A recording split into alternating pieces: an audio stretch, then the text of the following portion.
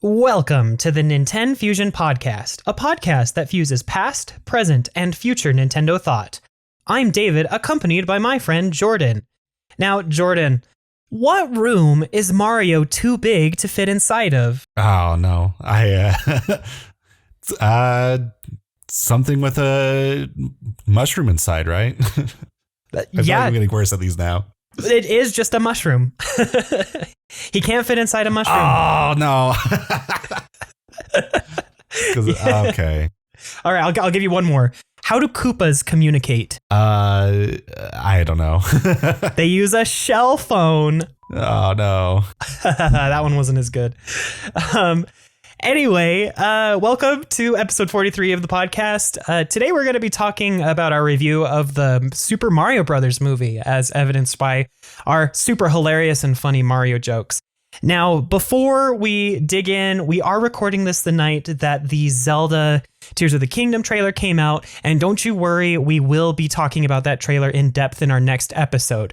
We wanted to spend some time to gather our thoughts and really prepare a massive final episode before the game actually launches so that we have something good to go back on when we do our review episode after the game comes out. Does that sound all right, Jordan? Yeah. Okay.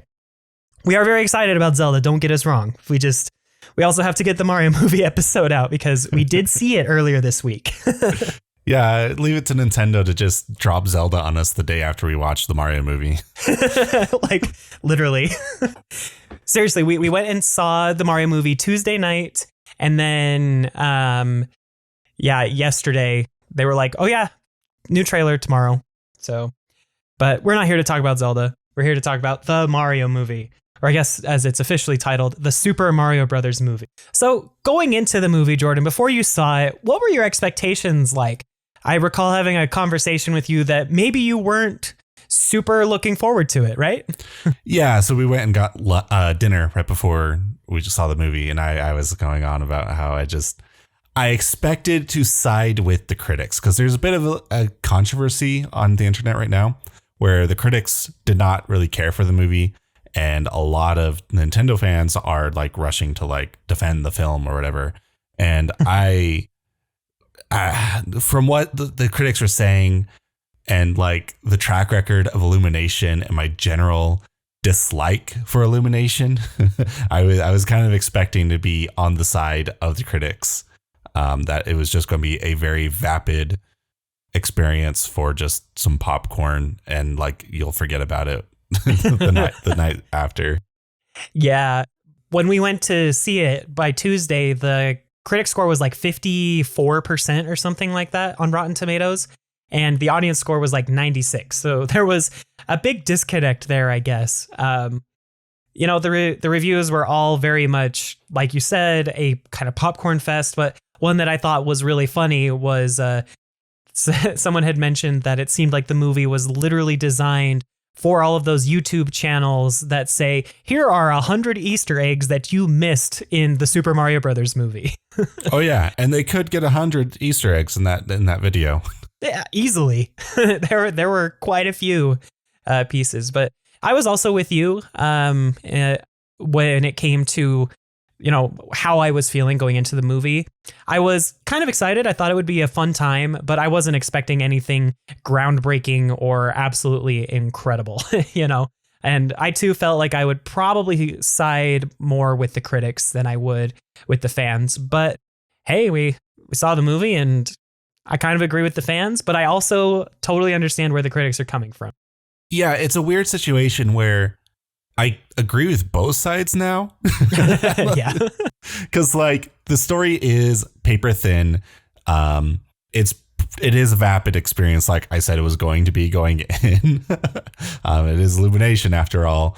But it was still entertaining and still just kind of like did the Mario thing, right? Like it is the best representation of a Mario film I feel like we could get out of Hollywood. Not that there couldn't be a better Hollywood or a better movie potentially made, but from the Hollywood engine, I think this is pretty much as good as it's going to get. To be fair, I agree, especially if you consider that their audience is literally all ages. They weren't just aiming this at the children that enjoy Mario. They weren't aiming this at the long-term 30-plus-year-old fans that know every piece of Mario lore. And they weren't aiming at like grandparents, that were going to see the movie with their kids. It literally was designed to include everyone. And I think it really succeeded at that. I think there was something that was fun for everyone. Though, in order to understand a lot of the Easter eggs, plot, and music, you do need to have some knowledge of Mario, right? Yeah, I was going to say, like, I don't know if it is for everyone. I think it's for everyone who has played a Mario game because it explains basically nothing. So, like, people who've played Mario game, that's a very wide range of people across many different ages. Mario's been around for 40 years. Pretty much all of them will probably be fine going in. If you've never been into Nintendo at all, you have some homework to do before going to see the movie. True. I guess if you're a parent that's taking your child or grandparent, maybe you need the kids to explain to you beforehand what Mario is all about or something like that. Yeah, I feel like this movie actually wasn't made for everyone. It was made with a specific audience in mind, and that audience being Mario fans. And like, there's enough Mario fans out there that it's perfectly profitable, as we can see with how well it's doing. Right. I think as of like Tuesday, it was the 4th highest grossing video game film ever so far, and had like a bigger opening weekend than I think Frozen 2 did. Though that's kind of an unfair statement because their opening weekend for the Super Mario Brothers movie includes Wednesday night and Thursday night instead of just like Friday and Saturday and Sunday. Well, hey, it has the biggest opening weekend technically, and technically is the best kind of correct. So sure. There is an asterisk though next to its achievement. True. But I mean, congratulations. The movie was a lot of fun, and I'm really glad that, we got to go see it. I was very pleasantly surprised. But kind of moving on in our topics, I kind of wanted to talk a little bit about the visuals. That's like a very easy thing to fixate on. We actually saw it in IMAX. So we got the gigantic screen, though I think our projector was slightly out of focus. Yeah, it looked like it had some artifacts and stuff on it. It wasn't the movie's fault. I feel like that IMAX theater is just really old. They just haven't updated it in a while. And considering we only paid $5 to get in, yeah, it's all right. It's all right. You can't really complain too much, I guess. But I don't think I'll be going to that particular IMAX again anytime soon. I definitely won't be either. If I got past the like somewhat blurry nature or lower quality footage from that particular theater, the movie was absolutely beautiful, incredibly colorful, like from tip to toe. It really did feel like we were looking into a Mario world. Mario has always had really bright, interesting colors, except of course like the darker levels and water type levels, but it still was it was honestly really stunning, and I'm really impressed with how the movie looked. It looked way better than an Illumination film has. Way better than anything else Illumination has done. The lighting and all the colors, like you said, but also just the shots just had so much more going on in them than most Illumination films. Illumination just feels pretty lazy for the most part, where they only have like the main things that really need to be focused on for like that scene, and there's not a whole lot going on behind the scenes or whatever. Whereas this one, they knew like the main character of the Mario Bros movie is actually the world and the set pieces, and so they definitely gave a lot to those areas that you go to. Even when you're in Brooklyn, there's just so much going on in the background and in foreground. Even like there's a part where Mario's doing a 2D side scrolling, like showing that he does parkour or whatever, because it's a Mario movie. They needed to show that he at least had some experience jumping or something. Right. But they had a bunch of stuff in like the foreground and stuff of like workers working in the construction site and stuff. So yeah, and actually like reacting to the things that were going on too. And I guess we didn't discuss before doing this podcast. What's the spoiler level of this I think episode? at this point we can go pretty spoilery. All right. So that's your It's been out long spoiler warning. Yeah. we talked about how beautiful it is, and now we can like delve into pretty much the entirety of the plot and what's going on, I guess. For what there is there. For what there is. I don't know if there are that many spoilers. Like we kind of mentioned earlier, the story is pretty bare bones, but especially as we get to Easter eggs and a little bit more of the story discussion, there will definitely be like a full open discussion on spoilers. So if you haven't seen the movie at this point, we say go watch it. But if you're not interested and just want to hear our thoughts, you can continue listening anyway. So yeah, honestly, I really liked the Brooklyn parts. That's kind of like the area where I guess there's the most story, kind of, which is hard to say because there's not like a lot of story there or anything, right? But they quickly set up that like Mario and Luigi are starting a new plumbing business. Mario just recently quit his stable job at the Wrecking Crew with Spike. And they also showed like the family dynamics with Mario and Luigi and the rest of their family. And like his father's concern that Mario is probably bringing Luigi down the wrong path along with him and all that stuff, which was fairly decent character motivations, I feel. Yeah. Well, and especially since they're like an Italian American family, I feel like that, at least from what I've seen in television, I am not Italian American, so feel free to correct me if I'm wrong, but in at least a lot of the media I've seen with Italian Americans, that really does seem to be a driving factor. The family is really close together and they are very worried about each other and want to help and support, but there could be that level of disappointment. It's like, you had a stable job, why are you throwing it away? And I think that was a good dynamic that was addressed, because I mean, that happens to most families as well, not just Mario's, I guess. Yeah. And I wasn't really expecting much of I don't know, a backstory to Mario. The only thing it was missing was just like a reference to his part-time gig where he was a referee at the boxing rings. Yeah, exactly. And which is his funny. Fake medical experience. Exactly. I mean, it's funny. The pizzeria that they go to is literally called the Punch Out Pizzeria. And I'm like, man, they could have just had the Punch Out ring or something be like a picture or a reference for when he was a referee for a moment. But no, it's fine. But I do agree with you. I think Brooklyn was a really pretty area, lots of interesting things going on. And it was really quite fun to see some of those characters from, Wrecking Crew. And of course, there's like a huge reference to Jumpman. And it was a really fun time in that area of the story as well. Plus, Pauline got to show up. And it was really cool to see Pauline actually be the mayor of Brooklyn. Yeah. And not just New Donk City. Yeah, I guess so. Like, is New Donk City actually supposed to be Brooklyn in the end? Apparently, that's my guess. I was chuckling, though, when I was reading a bunch of critic reviews where people were like, why on earth does Mario not look like the rest of the humans? And like, it's a good point. It's like, well, that's how it is in the games. That's just how it is. The characters look Mario looks a lot closer to the rest of the humans in this movie than he does in Mario Odyssey. I'll say that.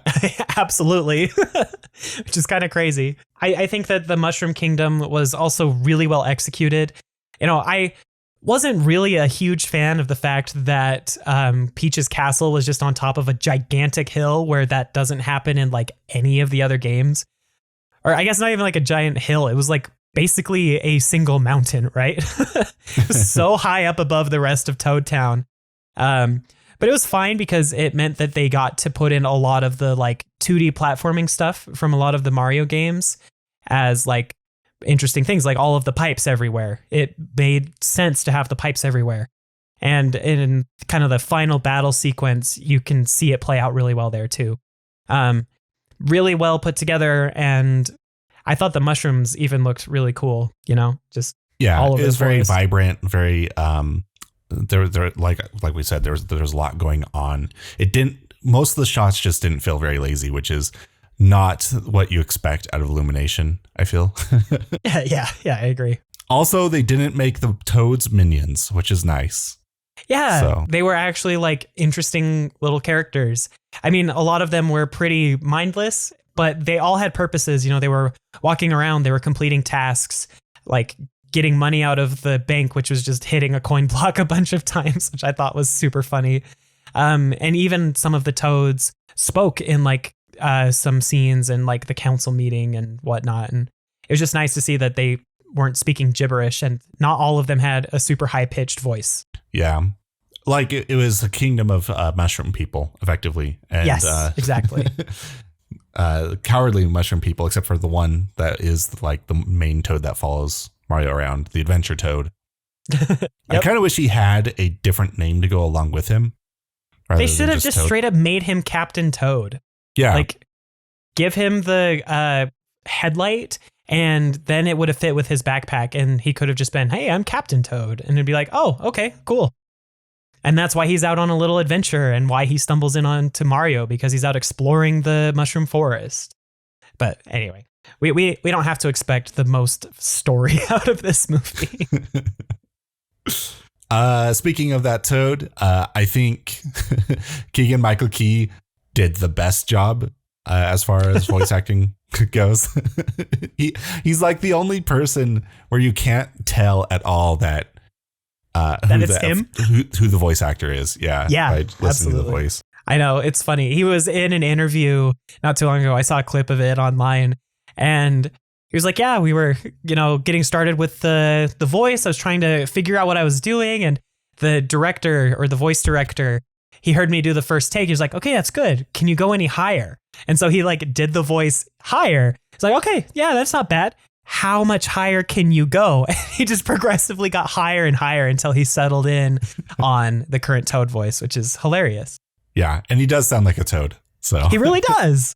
But not in the annoying, shrieky voice way like we hear in a lot of the Mario games. So it worked really well for a longer film too. But I really liked him. I think that after Keegan-Michael Key, in terms of voice acting, the next best was Jack Black as Bowser. You could tell it was Jack Black, of course, but his performance was just like over the top. It was awesome. Just hearing how much life. You could definitely tell he was having fun with it. Oh yeah, absolutely. He also wrote the Peaches song. Oh, did he? At least that's what I've heard. I've heard speculation on it, but I don't know if it's real or not. They are definitely playing up that song pretty hard online. Absolutely. Oh yeah. It says that Jack Black co-wrote it with the other guys on the film, with Eric Osmond, who did most of the music, John Spiker, and the directors of the film. So they all did it together, but I think it was mostly Jack Black. Yeah, and it does like fit Bowser's character in a way. Like it's really dorky, embarrassing sort of song or something that you would expect Bowser to kind of do in his private time. Yeah, exactly. And I think that's why it works so well, is that it's like, yeah, we'd expect something like this out of Bowser. Yeah.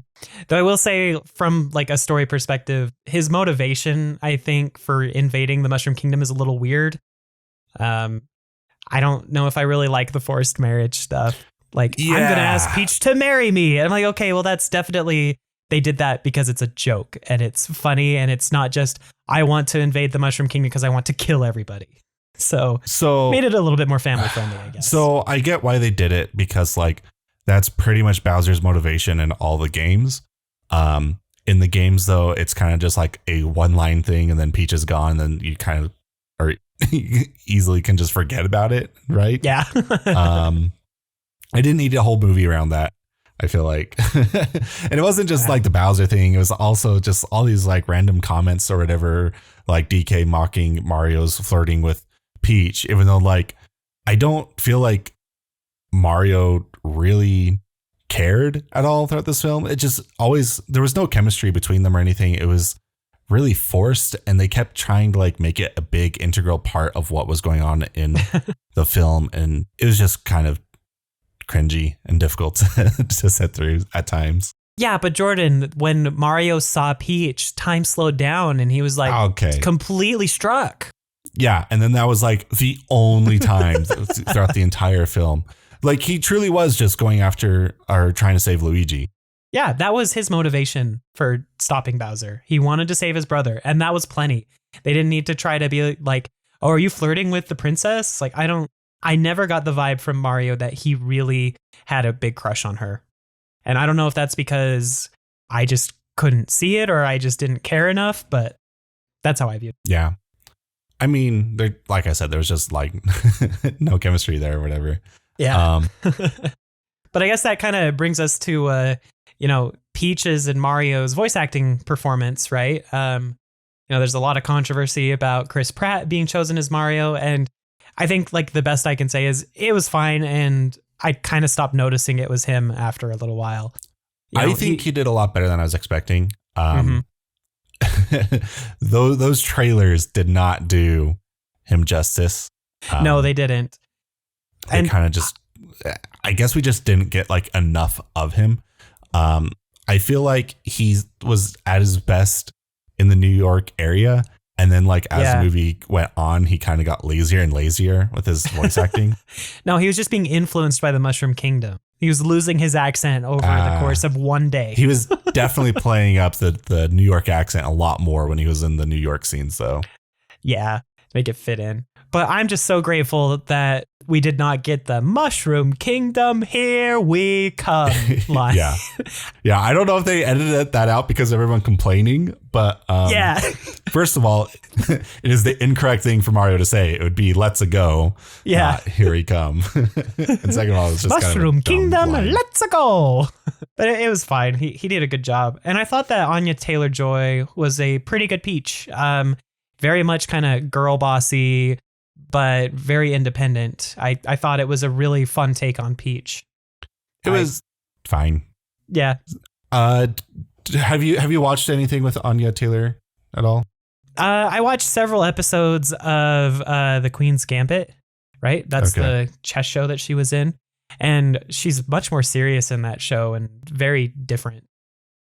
Yeah, I just heard Anya Taylor like throughout the whole movie. Yeah, it didn't seem like she was putting up any effort in like actual voice acting. She was basically just acting, which is fine. Like she's a really good actress, right? And that's the gamble that you play with getting celebrities to voice act. Yeah, in these types of movies. I know that Seth Rogen in an interview, he straight up said like, "I will do the part for Donkey Kong, but you're only getting my voice." Like he wasn't going to try at all to make a different voice for Donkey Kong. So yeah, that's kind of the other extreme, but he did a good job. So wow, I don't know if it was that he did a good job or just that like the writers wrote DK around. I mean, that's a good point. That's probably the more likely option, huh? Because it is just Seth Green. We even got his laugh that everyone was dreading, but like they inserted it in like in a spot that worked, right? It was, yes, it actually really worked. It was a menacing. It was more menacing rather than him joking or whatever, right? Yeah, it was, and it was fine. I will say though that the absolute weakest link in the entire film was Cranky Kong by Fred Armisen. Like, yeah, he had the worst lines. He just did not sound like how Cranky Kong should ever sound in any depiction.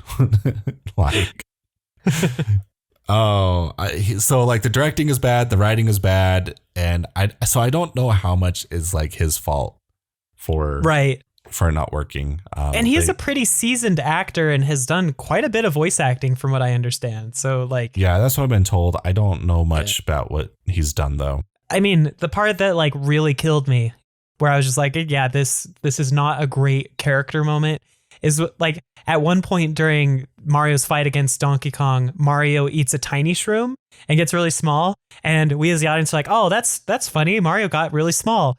And Cranky Kong had to turn to Peach and say, looks like he ate the wrong mushroom. Like, clearly, we all know that he ate the wrong one. Yeah, the crowd's reaction. Yeah, that was exactly. His character trait, annoying. And it's like, that's not how Cranky's has ever been in the games. No, definitely not. Cranky's supposed to just be like cranky and scientific and technical and just, I don't know. We also have Charlie Day as Luigi. And I thought that he did a great job as Luigi. Luigi felt very believable to me. Yeah. Like I couldn't tell that it was Charlie Day most of the time. And he felt like he put in a lot of effort into coming up with a cool, fun voice for Luigi. You know, it kind of teetered that line of trying to be brave while also being still terrified but loyal and loving. And I thought that it fit perfectly with Luigi's character. Yeah, Luigi was done really well. I wish Luigi was in more of the film. They kind of just throw him in Bowser's castle in a cage, and Yeah. even if like, because he had to be the damsel in distress this film, just having him have more scene interactions with Bowser would have been good. Like Yeah. instead of him being like hanging above a lava pit, have him be like in a jail cell that Bowser like frequently goes by and like vents his frustration that Mario is still out on the loose or something. Yeah, I think that would have been a better way to handle the prisoner thing. But I also think that like they could have potentially changed the story so that it was Mario and Luigi together with Peach trying to take on Bowser. But at that point, it's like, well, what becomes Mario's motivation to figure out how to defeat Bowser? And that would require complete changes of what's going on. Yeah, but at the same time, like there was a like theme that they were trying to go for in the movie where like together we're unstoppable or whatever. Together we're invincible. And then there's just like no build up to that. Yeah, it just happens at the end. Yeah, they just make a statement at the beginning and then they're separated and then they get back together and then they're immediately invincible. And it's like, well, like, I guess you were correct, but I don't feel like it was earned. Yeah. But again, like we said, going into this, neither of us were expecting a phenomenal standout story. So it's fine. The movie was still really fun. It was a vapid, entertaining experience. And it was that. It was there's not a lot of depth to it, but it was actually fun, which I typically do not enjoy Illumination films. As I've been saying these past 3 years or whatever, since we've known about the movie, dreading this film. It was a lot better than I was expecting. Yeah, I can agree with that. I had, very basic hopes going into it. I basically relied on the reviewers and yeah, they were right, but I still had a lot of fun. The kid in me that loved Mario from the beginning was very, very, very pleased, especially because of the music. Jordan, oh my gosh, what did you think of the music? The music was phenomenal. It was really fun just hearing a lot of like a mixture of old Nintendo tracks, specifically Mario, and some Donkey Kong tracks as well. Yeah, well, and not just the old stuff, but they blended in even some of the more recent games. Like there were lines from or parts from Bowser's Fury that were in there. Mario Odyssey made an appearance. We had some Galaxy themes. Mario Kart 8 was in the music. Like I was having a blast listening to the music. Like I teared up when the Mario Galaxy Gusty Garden theme started playing, especially because the arrangement was just so good. I honestly think that, well, I don't think this. In my mind, the Mario movie was basically just a disguised medley of Mario music because it was just so fun. Just hearing song from song to song just go on and on. I especially really loved how they threw in all of the different Boo's house themes in the part where Luigi is like wandering through the abandoned castle that feels a lot like a haunted mansion.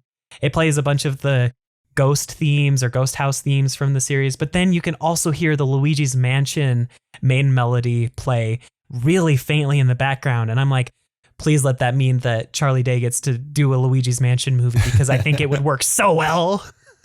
Yeah, I feel like if they do a sequel focusing on Luigi, a Luigi's Mansion would be a good standalone film. Yeah, King Boo showed up in the movie. He was just at the wedding. It would work. So there are Boos. They didn't have like any significant role in the film, but around. I really enjoyed the Mario specific music. I was not a huge fan of a lot of the pop music that they kept putting in. Yeah. The fact that they threw in like Take On Me instead of playing like Jungle Hijinks or something crazy during the driving scene. I was like, come on, you could have done a Mario Kart song or anything while they were driving. Instead it was just like, Take On Me. I'm like, that's probably to like churn the nostalgia of the parents that took their kids to the movie or something. I don't know. Yeah. I don't know. I feel like you don't need to. You've already lost them. I feel like you don't need to like continue trying to bring them back in. They're come gone. Come on back with "Take on Me." Just listen to Aha. You'll understand more of what's going on because of that song. Yeah, no, I don't think putting in music like "Take on Me" is going to like suddenly make people who brought their kids to the film and are not Mario fans to begin with suddenly enjoy the film. Yeah, no, I think you've got a point there. So just go all the way and just put in all the Mario music the whole way through. The whole way. But I just had such a fun time listening to the music. It was honestly like the best part of the movie for me. I've always been just a huge fan of video game soundtracks, and it was just so fun, Jordan. Like, seriously, that there were parts where I like stopped paying attention to what characters were saying and was just listening to the music. Like, yeah, that was one of the highlights of actually going to the theater we did go, because while the picture quality was not great, the sound quality was very, very good. So it was basically a Mario concert. I mean, you're not wrong. The sound quality was really great. Yeah. Speaking of like references, because like with all the music references, a big part of this movie is the Easter eggs. There are tons and tons of Easter eggs. It almost felt like they were throwing everything at it, because like this is our one chance at a Nintendo movie. Throw the book, I guess. It will definitely make things feel weird if they do set up a Nintendo Cinematic Universe, considering how many properties they reference that aren't Mario. Hey, at one point Peach says it's a big galaxy out there. I think they could potentially like play it off as, oh, all of these other references were inspired because there was some sort of connection to the actual universe that they're from or something. They could figure it out, but I do agree it would feel a little out of place. It was interesting that some of the like bigger properties weren't there. There was no Kirby. There was no Zelda. There wasn't even any Metroid. So I guess Metroid has graduated to let's hold off class. But there was my favorite Easter eggs were the ones that were referencing other games series, specifically the non-Mario franchises, just because like those were the ones I was expecting least to show up. Yeah. So like Kid Icarus was a lot of fun. The R-Wing, I was being a big Star Fox fan. I was very, very excited to see the R-Wing displayed in Mario's room. There was also like an F-Zero poster. There was a duck restaurant. Yeah. The Punch Out bar, like we said earlier. Yeah. Mario also had a poster that had the Ice Climbers bear in it, which was cool. I think there was also a shop that was like referencing the Ice Climbers as well. Yeah, I think so too. So it seemed like it's cool. They focused more on like some of the smaller properties. And especially more like the NES and SNES era, you know? Yeah. At least the depictions in that era. You know, like Kid Icarus has had a more recent game, but they only really showed the NES game itself. So I guess if we were to go off of that, maybe they didn't show Metroid, Kirby, and Zelda because those are coming up next in the first wave or something. I could see that. Those are the bigger ones, I guess. Well, some of the bigger ones and then Metroid. Yeah. But it was really cool to see all of that. Some of my favorite Easter eggs were kind of in other locations. Most of them were actually like the musical Easter eggs and other sound effect Easter eggs. Luigi's phone playing the GameCube startup theme was hilarious as his ringtone. Loved that. At one point, when Toad is cooking a meal, it like plays one of the, I think cooking songs from a Mario game, but don't quote me on that. I recognized it, but I couldn't place exactly where it was from. And a lot of other like just random little fun sound effects. But I also really loved how in the Mushroom Kingdom, there were all sorts of items and shops and things that were from some of the older games. My favorite was an item shop that had like the old Mario Bros 3 items. So like the music box was in there in its pixelated form, as well as I believe the frog suit and a couple of other things in there. That was really fun to see. I also really, really, really liked seeing the Mario Kart 8 selection wheels for when they were building their carts. Like that was perfect. And then two that got me really giddy during the Donkey Kong portions of the film were first seeing the very clear reference to Donkey Kong riding the rocket barrel, like he did in Donkey Kong Country Returns and Tropical Freeze. That was cool. Seeing that. And then, of course, just like straight up seeing Diddy, Dixie, and Chunky Kong just out in the stands is like, and they got like kind of speaking lines. Like that was sweet. Yeah, there were a bunch of Kongs in the bleachers, but they didn't get like as much focus as Dixie, Diddy, and Chunky did, which I love Chunky. It was interesting that they chose him over, because like it was the DK Country crew plus Chunky. Maybe they should have replaced him with Kid. Yeah, probably. But hey, Chunky's Swanky definitely Kong a lot more was recognizable. Yeah, I think so. I mean, after seeing the movie, I had mentioned that I imagine that they picked those three because the first two, Dixie and Diddy, are super iconic because they were at the beginning of the Country series, and they've also made a return in Tropical Freeze. And then I think they chose Chunky specifically because he was their Nintendo 64 Donkey Kong reference or character. Yeah. And I think I saw Lanky Kong. It was just for a very brief moment. Yeah. And I think I saw someone mention that Swanky Kong was also in there from Donkey Kong Country 3. So like I'm sure there's like a whole list of all of the Kongs that people have seen. I did enjoy that the go-karts come from the Kong. I know. I hope that that's like fully canon in the kart series. Like they're all just made by the Kongs. It would explain why the Kongs are in the Mario Kart games and have been ever since the beginning, whereas most of the rest of the Nintendo properties have not been. True. Though, I mean, Donkey Kong's always been a part of Mario ever since Jumpman and Donkey Kong, so I don't know. Yeah. Well, it also makes sense because like Diddy Kong Racing, Diddy Kong had his own racing game. True. And they also were planning a Donkey Kong Racing that eventually got canned. Yeah, you're absolutely right on that. So I guess it's just been a piece of secret lore from the beginning that the Kongs made all the karts. So, and they do have Funky Kong, who you would imagine would be a gearhead. So, yeah.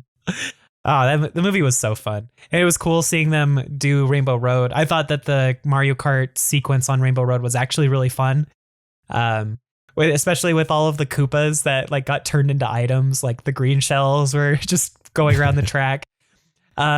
I don't know why they had to make the one like captain character in Bowser's Army, the blue shell guy, be so incredibly hostile and want to like kill everybody just so he could sacrifice himself as a blue shell item. Well, I think they did that because like in the games, we have not gotten a blue shell Koopa.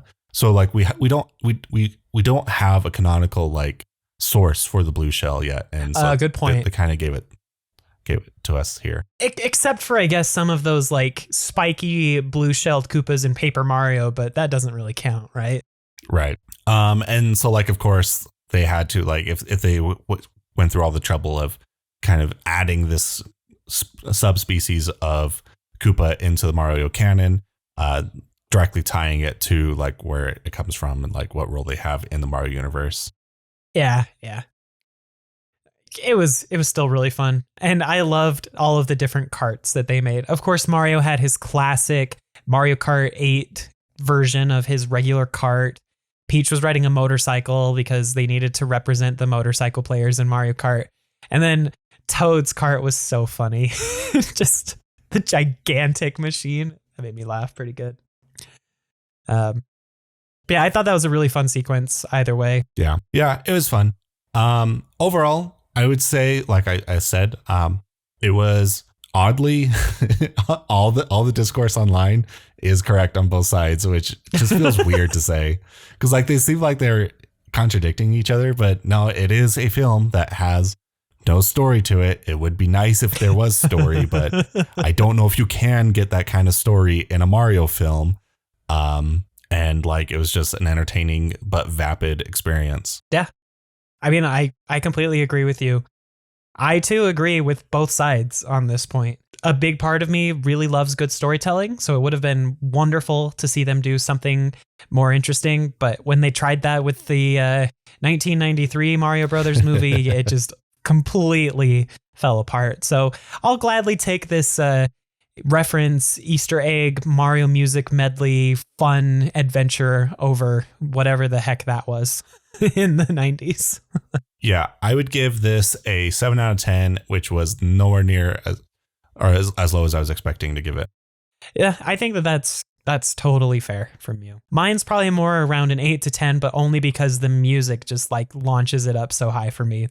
They were so good and faithful, and the arrangements were incredible that I only really needed the soundtrack, and the movie would have been perfect for me anyway. Well, not perfect, of course, because it's an 8 out of 10. There's only really one thing that I feel like they really missed out on. Where was my Waluigi? Where was he? Did you see any of those like TikToks of people in the movie theaters dressed up as Wario and Waluigi? No. They were so funny. They were like, so many people, so many different groups of people had this same video idea. They're sitting there, the credits are rolling at the end, and it's just Wario and Waluigi sitting in like the luxury chairs, and they like turn to each other like, why weren't we in the movie? Then there were some other ones of like some people that are very big fans of Waluigi like crying their eyes out because my favorite character wasn't in the movie. It's pretty funny. Yeah. I feel like for sequel bait, they would have done a much better job than what they eventually did for the end credits. Yeah, why did the end credits just show a Yoshi egg when we literally saw them on Yoshi Island as part of the adventure sequence? Like, the Yoshis weren't new. Come on. Yeah, they kind of already they kind of already spent a Yoshi's experience or reveal or whatever, but so all we know is that there will be a sequel eventually and Yoshi will be part of it. That doesn't really give us much to work off of, as opposed to something like if like we just got a wah. Yeah. That's all. Just have like a wah echoing through the sewers. Wah. Yeah. That'd be perfect. But anyway, we'll have to see where Nintendo goes with this whole cinematic thing. They were kind of hush hush right around the premiere of if they were going to make any other projects or whatnot. But as far as I can tell in a more recent interview, it seems like they are very open to additional projects. And that with the Yoshi egg and a lot of the other rumors we've heard circulating around, I think they're probably already in development. Yeah, especially since Nintendo bought that animation studio not too long ago. Yeah, exactly. Which will be interesting because there's not like a consistent tone across Nintendo properties. It would be very weird to get a Zelda or Metroid movie with kind of like the Illumination style to it. I think they should give Zelda to DreamWorks and have them create it in the animation style of Puss in Boots. I think that would be perfect for Zelda and would work really well. So what parent company does DreamWorks typically work off of? Because Illumination is Universal, right? Yeah. I think Nintendo's working pretty closely with Universal with these projects because of like the theme parks and all that. Well, DreamWorks is also a subsidiary of Universal. Okay. Is Illumination? So Illumination is co-owned by Universal Studios or Universal Pictures and is a division of Comcast. Okay. Well, so there's at least that connection with Universal. Yes, they're both basically owned. So Illumination is owned by Universal or co-owned by Universal, and DreamWorks is a subsidiary of Universal.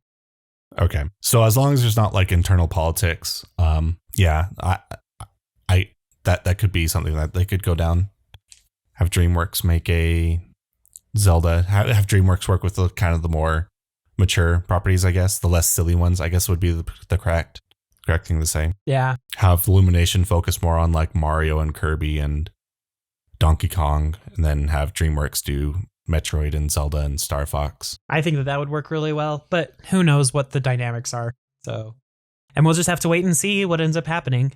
I really hope this means that Nintendo is more open about handing off their properties. Well, not handing off, but allowing a lot of their properties and IPs to expand into other medium. Back in the 80s and 90s, we had all sorts of TV shows about Mario and Zelda and Donkey Kong and whatnot. And it's just been so empty in that space for like the last like 20 or so years. And I really hope that the success of the Mario movie is a sign to Nintendo. We as fans are like, yes, please give us like anime of Zelda or Metroid. We'd love to see that kind of stuff. But hopefully it's a sign to Nintendo that they can expand into those mediums even further, because we love their IPs and we think that they work really well as storytelling mediums beyond video games. Yeah. This is the first time I felt optimistic about Nintendo movies going forward. Yeah. I think that's a great way to put it. I don't know. Is there anything else to really bring up here? I think I'm good. All right. All in all, I think that the Mario movie was a success for us anyway. We both thought it was a very, very, very fun time. And we hope to see more from Nintendo. Is that a fair enough summary of everything we've said? Yeah. I think that's a good way to put it. Cool. Well, I guess with all that said, I will just wrap up. Well, thank you so much for listening to this episode of the NintenFusion podcast. We hope you've enjoyed listening to our review of the Super Mario Brothers movie. If you want to talk about the movie with us or other Nintendo things, come hop by our Discord server. You can reach that by the link in the description or by going to nintenfusion.com/Discord. And then, as we mentioned, we will be definitely talking about Tears of the Kingdom next week. So please look forward to that. Subscribe and follow the podcast if you haven't already, so that you are ready for when that episode drops. We're planning on making it a fairly big one with lots and lots and lots of pieces from all sorts of footage and trailers from Tears of the Kingdom, so we can really talk about our expectations for the game when it launches in a month. Isn't that right? Is that what we decided? Yep. Cool. Anyway, with all that said, please be sure to also leave us a like and comment. And I guess we'll just go ahead and end it there. Thanks again for listening to the NintenFusion podcast, and we'll catch you on the next one. Bye-bye. See ya.